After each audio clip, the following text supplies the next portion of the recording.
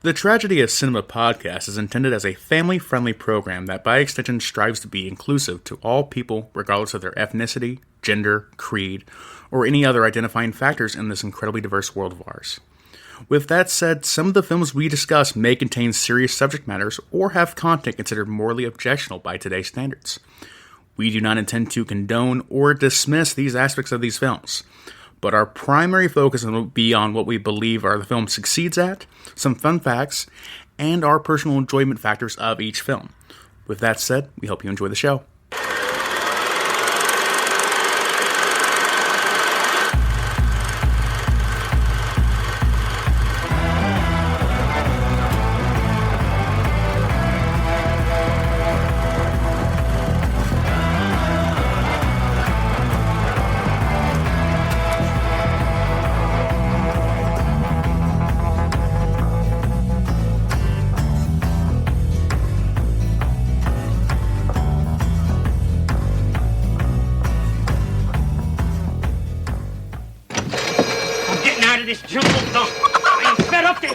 Treasure hunt business. Yeah. Ira, you miserable worm, you lied to me. You said she was a city girl, out of her element. Just get her in the map and bring them back. Piece of cake. Piece of cake, my butt. What went wrong? I'll tell you what went wrong. First of all, guess who else is here? You're dead right, Solo. What? Secondly, she's got herself a partner who likes shooting holes and everything. Minimum price for taking a stranded woman to a telephone was $400. $375 in traveler's checks? Got a deal. That's just the beginning of what's going on down here.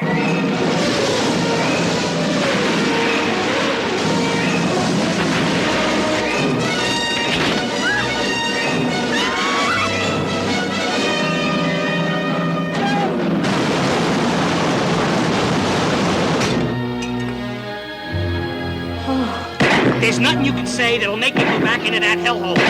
Don't bring that up, Ira. Ira, stop it! All right, I'll go back.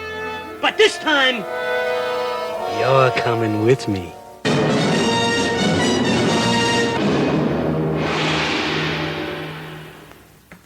All right, guys, welcome back to the Tragedy of Cinema podcast. I'm your host, Jimbo. I'm your co-host, Kyle. Kyle, today we will be talking about one of the great action flicks from 1984, Romancing the Stone. That's right, Jimbo. But Kyle, before we get started... You have a question? I do. You do?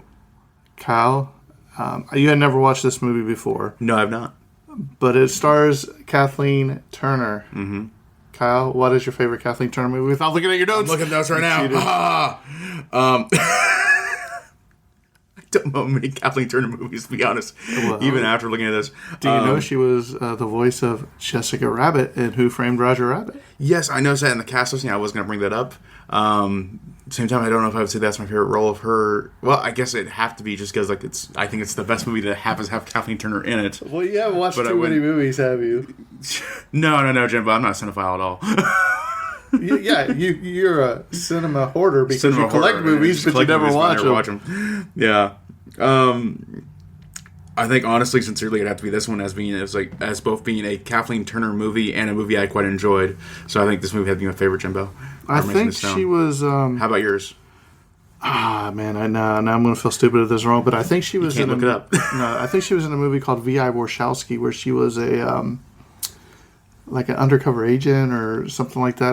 That's been a long time ago since I saw that. So It may be her, it may not be her, but that's what I'll go with. Yeah. Okay. Well, that's a fair enough answer as any other, I guess. Yeah. Instead of you just milling about and be like, Yeah. I don't know. Michael Douglas, I really enjoyed him in Wall Street, so that would have been easier.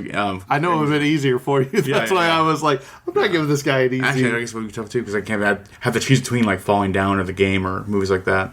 So yeah, good choices all around for Michael Douglas. Kathleen Turner, that's a blank spot in my movie history, I guess. So you could have said Romancing the Stone. Yeah, I did say Romancing the Stone. That was going to be my final answer for that.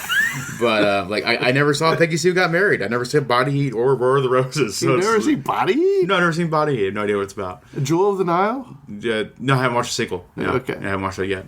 So it'd be cool to watch those. Maybe we'll throw it in the summer sequel Summer series. sequels thing. Yeah, maybe we'll do that. That'd be a good idea. Oh, before we get started... Oh, right, Jimbo. We got things to talk about. Well, not really, but I do have a review to read. Mm-hmm. We'll look that up right now, then. I am. It's from our great friend, you know who you are, Mr. Bond. Mr. Bond. James Bond. Jason Bond. Jason Bond. Jason Bond. Okay.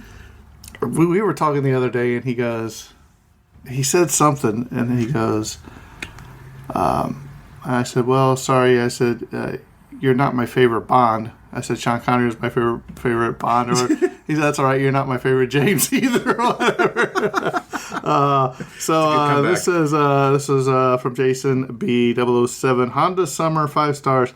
How can a movie starring the rising star Mark Hamill and the American treasure Annie Potts fail so badly? Great podcast of a movie I probably will never watch again. Bond out. I agree, Bond. I agree. That's fair. I can hear Bond ripping his review right now, as we did in the last episode. Even if someone who was probably on the more generous side of that review, I would say, no. You know, you ever looked forward to seeing a movie that you just wanted to see, and then you watch it, and you're just like, why did this get made? Why? How? Yeah, it's amazing its failure in some ways.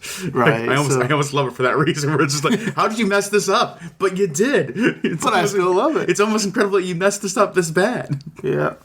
All right, Kyle, take her away. All right, Jimbo. We were covering Romancing the Stone, released on March 30th of 1984, starring Michael Douglas and directed by Robert Zemeckis, written by Diane Thomas. Jeez, Wow.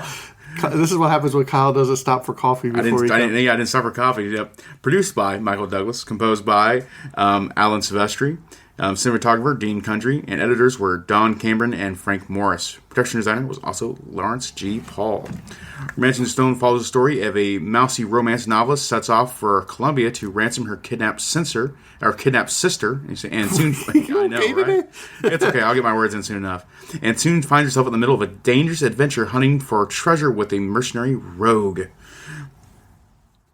Let's see here. Let's go to the. Oh, gosh, I'm out of my wits today, Jimbo. And you know it, as opposed to any other day. This is why we can't take a week off, Kyle. Exactly. That's okay. Moving on to, where do I usually go? The awards of the film? Or the technical details first. Technical details of the film. There we go, Jimbo. Thank you. Appreciate it. All right. Yeah, technical details, as I always do. Sound mix for this film is Dolby Stereo surround sound. Ooh, nice. Good color. This movie is in color. Aspect ratio is 2.39 by 1.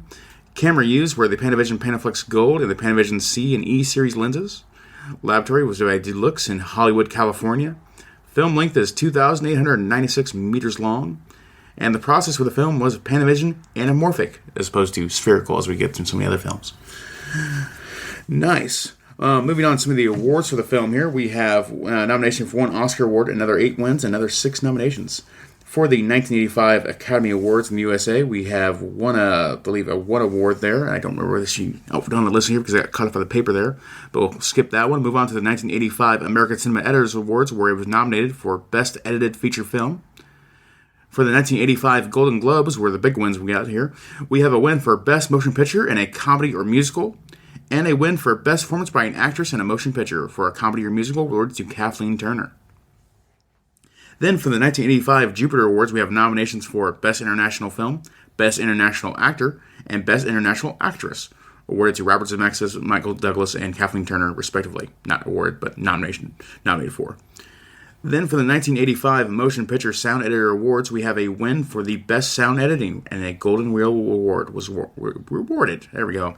Ours are tough. 1985 for the National Society of Film Critic Awards, we have the second place win for Best Actress to Kathleen Turner. And then for the 1985 Stuntman Awards, which I think this film is specifically inclined to win a lot of awards here, and sure enough it did, we have the one for the Most Spectacular Stunt, awarded to Tony Leonard and Vince Derrick Jr. The Best Overall Action Feature, awarded to Terry Leonard and Vince Derrick. Most Spectacular Stunt, awarded to Vince Derrick Jr. and Jeanine Eppy. And Best High Work, awarded to Tony Leonard and Vince Derrick So, Jr. Kyle, Which stunt do you think was the most impressive in this? Probably the whole vine across the bridge there. I thought that was really impressive. Yeah. I thought the Volkswagen Beetle or whatever going off the waterfall and jumping out of it without getting killed was pretty amazing. That was really impressive work. All around this film is very impressive for its stunt work, and nowadays everything would just be CG or nonsense like that if you're on a green screen. But this is some real we just threw a car. That kind of attitude, which I love in old films. I love when the film is we just threw a car. I love that when it happens. So moving on here, we're going to go to the cast of the film. We have the cast here starting with Michael Douglas, legendary actor in his own right there, playing the role of Jack Colton. Michael Douglas, also incredibly well known for such films, or perhaps even best well known for such film in his role in Wall Street in 1987. Also the film Falling Down in 1983, and one of my personal favorites, The Game in 1997. Then next up, co-starring the film is Kathleen Turner, playing Joanne Wilder. Kathleen Turner also many such films that I have not seen apparently, such as Peggy Sue Got Married in 1986, Body Heat in 1981, and The War of the Roses in 1989. Then next up we have maybe he's not the chief baddie of the film, but he's one of the baddies, I guess. But we have Danny DeVito playing the comedic baddie, playing the character comedic baddie. The sidekick. Ralph, the sidekick of the baddie. He's basically playing the Penguin again. Danny DeVito, easily also incredibly well known for such films such as Matilda in 1996, Twins in 1988, and of course Batman Returns, where he played the Penguin in 1992. And he's been, of course, a main star on It's Always Funny in Philadelphia since, I believe, 2005, I believe. Yeah. Then next up we have Zach Norman playing the role of Ira. Zach Norman also such films such as Cadillac Man in 1990 and Sitting Ducks in 1980. Then we have Alfonso Arur playing the role of Juan. Alfonso was also such films such as The Three Amigos in 1996 and A Walk in the Clouds in 1995. Then we have Manuel Ojeda playing the role of Zolo. Manuel was also in such films such as Alboreto in 2005 and The Heist in 1976. And last we have Holland Taylor playing the role of Gloria. Holland Taylor was also in the film Legally Blonde in 2001 and George of the Jungle in 1997.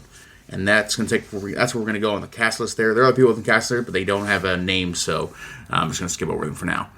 Jimbo, let's talk about the movie and some trivia. He's like, please, anything to get me to stop talking. From me jumbling on my words. All right, Kyle. So you got to remember, this is in 1984, so a lot of the movies were cashing in off the success of Indiana Jones and the Raiders of the Lost Ark, so that you had a bunch of these movies come out like this, action and adventure movies, because, of course, Raiders of the Lost Ark made a lot of money. Which didn't stop. No, it's still going. But here we go. So, Kyle, do you know what the phrase romancing the stone actually means? I have no idea, Jimbo. Tell me. Take a guess. Romancing the stone. I imagine it's the pursuit of treasure is kind of the idea. He's like, when one stone falls in love with another stone, he takes her out to eat. It's your heart longing for physical possessions. I think it's kind of the idea. It's actually a piece of jewel. Yeah, mumbling words. The people that sell jewelry. Jewelers. Yeah, jewelers. Yes. Yeah, sure, we'll say that. Jargon referring to a step in preparing a gem for use in jewelry. So. Oh, okay. So sense of tidying up. They gotta caress it and shape it. The rites of beautification. You gotta talk nice to it. Exactly. Make it all pretty. Little TLC for your jewelry. The water taxi Joan Wilder rides to meet Ira is named the Orca, which is also the name of Quint's boat in Jaws. Jaws director Steven Spielberg, producer-director Robert Zemeckis' previous film Used Cars. Zemeckis also co-wrote Spielberg's 1941, which features a Jaws parody, so a little bit of Steven Spielberg, Robert Zemeckis reference there. Nice. Alan Silvestri was hired to do a temporary score for the film, but director Robert Zemeckis liked his work so much that he kept him on as a composer. Of course, there's the director trademark by Robert Zemeckis. The citation at the beginning of the movie, when Joan Wilder has finished the book, she prepares dinner for her cat. This scene resembles a well-known commercial for cat food back in the day. So they always take it stuff like that. Yeah, you got to take the beats from this 30-second commercial did it so well. Might as well just copy it verbatim for this one movie. The treasure map in this movie, if you've ever seen it, is a very, very cool looking, and it was actually pretty much a large plot of the movie, but it was designed by puzzle columnist Dr. Krypton. Dr. I love the name. That's great. That's the exact name you want from a cool map maker today. You know, he's the guy that used to put out the Wordles every day on the planet Krypton. He's a big Superman fan. Here you go. Here's people that turned down the role for Jack T. Colton. Let's see if Kyle thinks they could have pulled it off. There's Jack 3 Colton. of them right here. Okay, You ready? let's go for it. Clint Eastwood. Oh my gosh, absolutely. Yeah, of course Clint could pull it off. Jack Nicholson. Jack Nicholson. Probably not as well as Michael Douglas, but I would have loved to have seen him try. And Christopher Reeve. Oh my gosh. I think that would have been amazing. Oh, that would have been stunning. Yeah, no, you know I'd kill for more Christopher Reeve films. I know, dude. It's a sad world. Yeah. All right, here's Jenny or Jenny. Joanne Wilder? No. Oh. Jenny Epper. She was Kathleen Turner's stunt double during the mudslide scene where she slides down. She was also Linda Carter's stunt double in Wonder Woman. Oh, wow. Yeah, so they got the best of the best. Some stunt royalty going on there. Another director's trademark by Robert Zemeckis is the ticking clock. Kyle Watt famous Robert Zemeckis film starts off with a bunch of ticking clocks. Oh, gosh, Jimbo. I really... This is one of those questions where, like, I'm not trying to, like lie to you. I feel like that answer's on the tip of my tongue, and I have no idea what it is.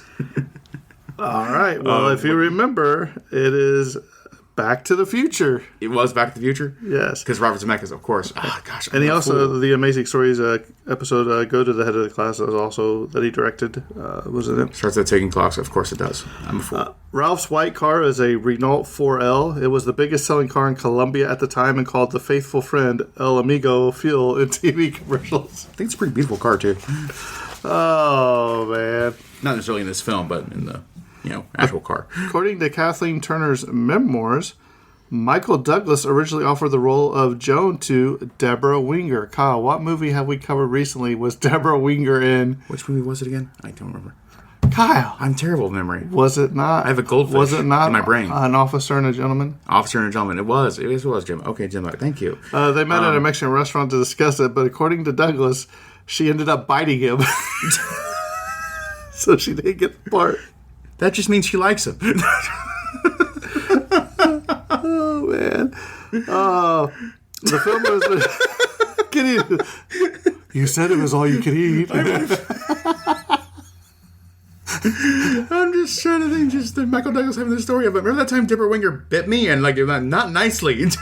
Well, maybe he was, like, doing the Romancing the Stone where he's trying to bring the cheese to her, or strawberry to her mouth, and she just got overzealous. I'm just trying to think, just what context did Deborah Winger bite Michael Douglas? Because it's not even a filming thing, just happened to bite. Yeah. When you have the opportunity, never cease. You taste just like bacon. That's amazing. Oh, man. The film was originally to be filmed in Colombia, where the story takes place. However, life often imitates art, and that Colombia also suffered an increase in American kidnapping, so production was moved to Mexico. Yeah, no, I think that's very understandable. Oh, man. Actress Kathleen Turner once said of working with Robert Zemeckis, quote, "I remember terrible arguments with Zemeckis doing romancing. He's a film school grad, fascinated by cameras and effects. I never felt that he knew what I was having to do to adjust my acting to some of his blank cameras. Sometimes he puts you in ridiculous postures. I'd say, this is not helping me. This is not the way I like to work. Thank you."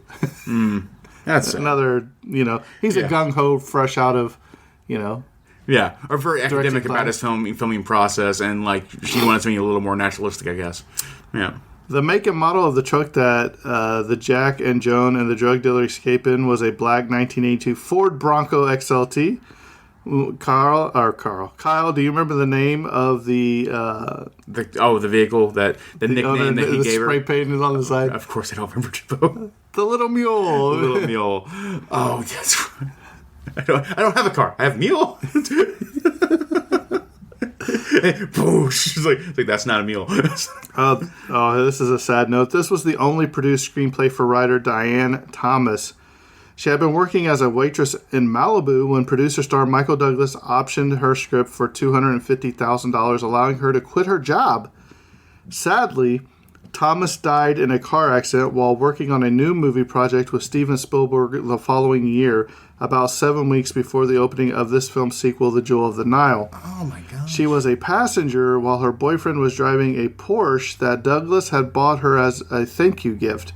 The Jewel of the Nile was dedicated in memory of Thomas. Oh, that's incredibly sad. Yeah. Man, wow.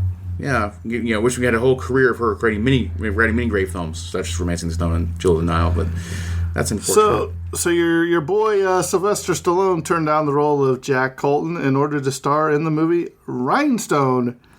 It was a decision he deeply regretted. Yeah, better just not done either. Paul Newman was offered the part of Jack Colton, but felt there was unnecessary and excessive violence in the movie. Jessica Lange turned down the role of Joan Wilder in order to tackle more serious work. I think she would have been cool in this movie, too. She would have done a good job, too. Yeah. I know Brett from The Evil Never Dies loves her, so he probably would have loved to see her in there. Absolutely. According to the Romancing the Stone DVD extra, Rekindling the Romance, a look back at the Romancing the Stone mini documentary, Michael Douglas and Danny DeVito were roommates during their time in New York City when started out in show business. Additionally, DeVito notes that Douglas got his break first with the TV series The Streets of San Francisco, but continued to pay his share of the rent even after leaving their apartment in New York City for Hollywood. He would later, as producer, reluctant lead character Jack T. Colton offer the part of Ralph to DeVito, which DeVito admits was good exposure and helped his career. So, wow. Tossed him a little bread. Fantastic friendship right there. Definitely, riding on his coattails, rather, right. to a degree before establishing his own career there, where Danny DeVito is a lot more established now for sure.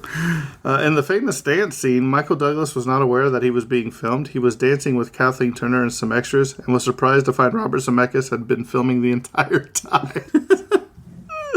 Where were the directors at? Oh, he's right there. I was dancing with him. In the chair in the sky, just watching over it all. Yes, my children, dance. Michael Douglas was intrigued by the script despite some initial hesitation, but was ultimately won over by his opportunity to exhibit the rock climbing skills he'd honed as a teenager. When he was around 16 years old, Michael would enjoy rock climbing with his father during breaks in the filming of Spartacus, which was shot largely in Death Valley, California. Yeah, no, I think it weaves in a lot of complexity into what of a kind of a cliche story. I think there's a lot going on there, actually, where I think the script is pretty strong. So I think Michael Douglas saw what we all saw in this film. We're like, this is better than it has any right to be. Kyle, here you go. Bob Hoskins turned down the role of Ralph, which eventually went to Danny DeVito. Oh, man. Hoskins and Robert Zemeckis would work together 4 years later in Who Framed Roger Rabbit, which we've already said Kathleen Turner also was. Bob Hoskins would have done a great job, too, for sure. Yeah, Bob Hoskins. Did Bob Hoskins and Danny DeVito ever star in something together? Because they're kind of like the same person. I was like, they're like the same person. Mary Ellen Trainor, who plays Elaine, Joanne's sister, was also one of the writers. After the film's original cut scored very low with preview audiences, Fox Studios feared it would be a flop, and Zemeckis was fired from his next film, Cocoon. Zemeckis knew that this film could be saved and made substantial changes. The film was shortened with material following the discovery of the crashed plane largely eliminated. New scenes were written and shot, mostly involving the prologue and epilogue, focusing on Joan needing to find a good man. The original scenes of Joan with a male publisher were replaced by the moments with Gloria as her editor, taking her to a bar, encouraging her to date, and bolstering her romantic dreams and desires. Another big revision was the refilming the scene in the crashed plane where Joan and Jack learn about each other. Changes in Joan and Jack's appearances can be seen between the exterior shots of the plane and the studio shot interior, which was filmed 5 months later, including a weight gain by Douglas. Oh, wow. So there was a whole lot going on there, in terms of reshoots and rework, for sure. It's surprising they had to, shorten up the story, too, because they already have a runtime of 106 minutes long. So you got to think, how long could this movie have been if they... Could have went on forever. Yeah. One of those things where just it would have been a 3-hour movie. No! That would have been miserable. It had been rumored that during filming, Michael Douglas was bitten on the hand by a venomous snake. Danny DeVito saved him by immediately sucking the venom out. Michael Douglas later stated on an episode of Late Night with Seth Meyers on December 3rd, 2018, that this story is just not true. Not true at all. Speaking of this, Kyle, I just showed Kyle an article. On the east coast of the United States of America, there are now parachuting venomous spiders with 4-inch... long legs. Oh, it looks ridiculous. Yeah, they just look like stuff in nightmares. It's great. They're just, it's just probably just, what do you call it, a promotion for the new Venom movie. Exactly. It's the Venom 3 coming out now, The Last Dance, Venom Spiders in your area. Yeah, so that's fantastic. Many people believe that Romancing the Stone is a ripoff and cash in on the success of Raiders of the Lost Ark, but the screenplay for this movie was written in 1979 before Raiders even existed. The screenplay was not produced until 5 years later. Neither film is a ripoff of the other, but Romancing the Stone was Fox's attempt to cash in on the success of Raiders of the Lost Ark. Yeah, I definitely see it as a cash in, but ripoff is, I think, is really rude to actually just call this movie, because this film is very distinctive on its own. Fans have been rallying for some time for the next installment, The Crimson Eagle, to be made, which would be the third movie. That or a Romancing the Stone and Raiders of the Lost Ark crossover. They should do it today. Just all the old actors, bring them all back, and just... Would you watch bring it? them all back. They just they're sitting at a table and just said, "Man, we've had some similar adventures, haven't we?" Would you watch it? No. Yes, you would. I'd make it. Let's see here. Because of the success of this film, it opened the doors for Zemeckis to do, of course, Back to the Future. This film marked the beginning of director Robert Zemeckis' partnership with composer Alan Silvestri. Ever since then, Silvestri has composed the music for every Zemeckis-directed film. Wow. First billed Michael Douglas does not appear until about how many minutes into the movie, Kyle? I'm going to guess 25 minutes. 24! You were Wow, really close. I was close. Wow, that's the first time for something. Kyle, did you ever watch The Lost City? The Lost City? No. 2022? Oh, wait, yes, I did. Ain't that Sandra Bullock? Yep, that was Sandra Bullock and Jason Tatum? Jason... Yeah. Or Jason Statham? Not Jason Statham. Channing Tatum? Channing Tatum, there we go. Channing Tatum and Sandra Bullock. Very similar. It has been like to Romancing the Stone. In both The Lost City and Romancing the Stone, the lead actress plays a romance novelist. Kathleen Turner as Joan Wilder in Romancing the Stone, and Sandra Bullock as Loretta Sage in The Lost City. The one shared film production in which Turner and Bullock both appeared is in the documentary Women on Top, The Hollywood Empire in 2003. Oh, wow. So there is a small crossover there. Yep. Let's see here. There's some more there about The Lost City we already talked about. The color process used in the fantasy Western romance sequence was an overt nod to the work of Sergio Leone, as seen in his spaghetti westerns, which were characterized by higher contrast and higher gamma values, strong reds and yellows, manila-tinged whites, and an overall gritty appearance due to the type of the film stock. Man, that opening sequence, it just reminded me again. It's like, man, it's amazing what you could get away with a PG film in 1984 because she was just practically naked the whole time. Here you go, Kyle. I don't know if you caught this, but when they're in the cave where they find the stone, Danny DeVito says, "Let's move it before Batman comes home." Of course, in 1992, DeVito played the Penguin and Michael Keaton as Batman in Batman Returns. Kimberly Herron, Angelina, and Ted White Grogan both passed away in 2022, only 2 weeks apart. While at the age of 96 on October 14th, and Herron at the age of 65 on October 28th. Herron was best known for ZZ Top videos and as a pinup model. White was a legendary stuntman actor who have doubled for John Wayne, and he even played Jason Voorhees. Oh, wow. Jason Voorhees. So, Danny DeVito starred in this film alongside Michael Kirk Douglas.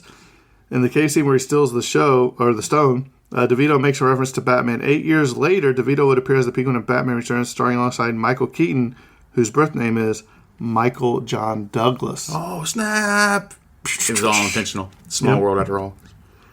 March 1981, Playboy Playmate Kimberly Herron's feature film debut after appearing in a series of ZZ Top music videos. She then had bit parts in various films until 2016, but unlike most Playmates who got into acting, she refused to perform nude, which many insiders felt limited her opportunities. This is the first of 3 projects involving the trio Michael Douglas, Kathleen Turner, and Danny DeVito. The 3 films are Romancing the Stone, The Jewel of the Night, the sequel, and The War of the Roses. The later is not a sequel to the previous 2 films, just a movie all on its own. Here we go. The sailboat on which Jack arrives at the end of the story in Manhattan is a Mason 43, a cruising yacht often used for ocean crossings built at the Ta Shing Yard in Taiwan. Yeah. Jimbo, do you think the ending was a little bit more of a dream sequence rather than an actual reality, or no? Because if you just watch this film itself? No, because if you remember when they're talking about what he wants to buy or whatever, he's wanting to buy that yacht anyway. Yeah. I think that's when they're on the airplane talking about getting to know each other. Yeah. But it was kind of weird seeing that gigantic yacht in the middle of downtown, I have to admit. Yeah. It was so fantastical at that point that I was just like, is this just like a dream to some degree? Because also, like, I thought there was the degree of, like, he really actually couldn't come back to America for crimes that were committed or something like that too. So I thought that was a real thing. But then, the lady had just got done reading her book too, remember? Yeah. Her new transcript, and I think that was part of the ending of the book too, where they sailed away. So are you saying you think it's Kathleen Turner's imagination and not... If it was just this film, I would have said yes, but of course, then Jewel of the Nile came out, so... We'll have to watch the sequel. Not. Yeah, I have to watch the sequel sometime. It's been a long time since I watched that. Let's see here. Watch me find out I've already seen Jewel of the Nile like once in my life, but I never remembered it. Of course. Yeah. The third installment was going to be called The Crimson Eagle, which of course it went into development, but was never made. It was going to follow Jack and Joan, along with their 2 children, when they go to Thailand and are blackmailed into stealing a precious statue. The name of the boat that Joan and Jack are to sail off in at the end of the movie was called Angelina of the Port of Columbia. At the end of this film, Jack and Joan sail off down the street in Jack's new boat, Angelina, the name of the female lead character in the book Joan is writing at the beginning of the film. So that was pretty cool. It all ties together. Yep. Zolo loses his hand to a crocodile, which is pretty graphic for back in the day. Pretty gruesome. In a similar fashion to how Captain Hook loses his hand to a ticking crocodile in Peter Pan. Both villains threaten a female character, Wendy Darling in Captain Hook's case, and Joan Wilder in Zolo's case. Both villains lose their left hand to a crocodile. Kyle, if you had to lose a hand and wear a hook, which hand would you want it to be? Definitely be the left hand. I don't know. I just think it's just like you gotta wipe somehow, and that's my chief concern. So I gotta go with the wiping hand. But you could put like a drill bit in on the end and put like the toilet paper on there, just automatic wiper. Exactly. Jimbo, you sold me. Okay, both hands, cut them off now. Oh man, I don't know about that. And last but not least, in the Pepe, which was the little mule chase scene. Right after Juan stops for his favorite pig, remember he's like, I can't run over, that's my favorite pig. They turn the truck around and they run over a chicken. I saw that. But it survives. Yes. Like, got it the perfect angle where it got like wrapped around the wheel and still just launched off and just kept walking like, what did you do to me? So Kyle, talk to me about Romancing the Stone. I think this film is great overall. I love like the silly crash weed plane to the little mule. What about when they're driving through the swamps and he's like, the bridge is out, and he pops, like transforms it's like what was his name in Roadblock in G.I. Joe, where he just makes a ramp. Yeah. With and then he pulls it up and the car runs right into it. Yeah. My gosh, incredible stuff. Cartoonish in some of its behavior sometimes, but still overall a really good story. And I wish I had a dozen films more like this sometimes. And I think it's overall a pretty solid film. Robert Zemeckis continues to do great work, of course. Back to the Future and all kind of stuff, being a great director in his own right from that respect too. I wish I was sad to learn that Diane Thomas passed away so early in her career there. I wish I could have got a dozen films from her like this. I think this could have been really great. And overall, I think this film was pretty excellent. And it makes you excited to see the sequel altogether. I think Jewel of the Nile could be really, really good. You know how sequels go sometimes. Yeah. You can go the entire other way. But seeing that the cast came back for it, maybe they believe in the projects, maybe Jewel of the Nile is good. And the fact that fans want a third one, apparently. So maybe the Jewel of the Nile is actually really, really solid. So I'm excited to watch that sometime soon now. And overall, I think this film stands the test of time pretty darn well. And the movie's been out now for 40 years. Wow. 40. This is the 40th year now since it I remember seeing it when I was just a young kid, man. Yeah. So, a pretty incredible film for 40 years later. So, really appreciate it on that level. Overall, if I had to give it a score, I'd probably give it a pretty strong 8 out of 10. Just overall, pretty great. Not like a legendary film, but like everyone has to go see it. But it is one of those films, like definitely, like you're a fan of movies, this one's worth your time and definitely worth seeing. So, overall 8 out of 10. I think it's pretty strong, and I would watch it again. Jimbo, how do you feel about Romancing the Stone? We're right on the same page. I think it's probably a 7, 5, 8 out of 10. I just think the chemistry that Michael Douglas and Kathleen Turner had in this movie was just outstanding. They just played off each other so well. You actually believed in their characters when they're falling in love. It wasn't rushed. It was like everything that she had written about in her story was coming true in real life. Yeah. And I thought that was a great. But also story, giving a little bit of more of a dosage of reality instead of fantasy, like that too. So yeah, Danny DeVito and the other guy, the what was his name? His brother or whatever. He's like, he's like, I'll come back for you. I'll send the boat back. He's like, man. He's like, soon. He's like, how soon? Soon. I'm like, why don't you just drop him off and come back and get him and bring him back? You know? Yeah, exactly. The crocodiles were cool in it. And I like Michael Douglas's boots at the end, where you get he obviously because for those that haven't seen this movie, the crocodile swallows this gigantic diamond, ruby or emerald. I think emerald. it is. Yeah, It's green. It's emerald. Yeah, it's correct. And he swallows it, and then Michael Douglas dives in after it, and that's the last you see him. Then he pulls up on that boat, and he steps up, and he's got croc skin boots. So I think it was pretty cool. So it's a great choice, Kyle. Great choice in picking this movie. But next week... I did pick this one, didn't I? I forgot I did that. Yes. I did. But next week, boy, oh boy, did Jimbo pick out an amazing film. A surprising film. And I'll preface it by this. The film we will talk about next week is going to be uncomfortable to talk about at some points. It's also probably, I would say, controversial. From some of the stuff that went on, and it was banned in the U.S. and most countries for a long time. And that is 1932, I believe. 1932. Tom Browning's Freaks. If you have never watched this movie, it's only like an hour long or an hour and 64 minutes. It is, but I tell you what. Well, we'll get to it next week. I don't want to spoil it now, but we were surprised. Say that much. So, with that being said, I think this episode's coming to a close, and that's a wrap. And cut until the jewel of the Nile.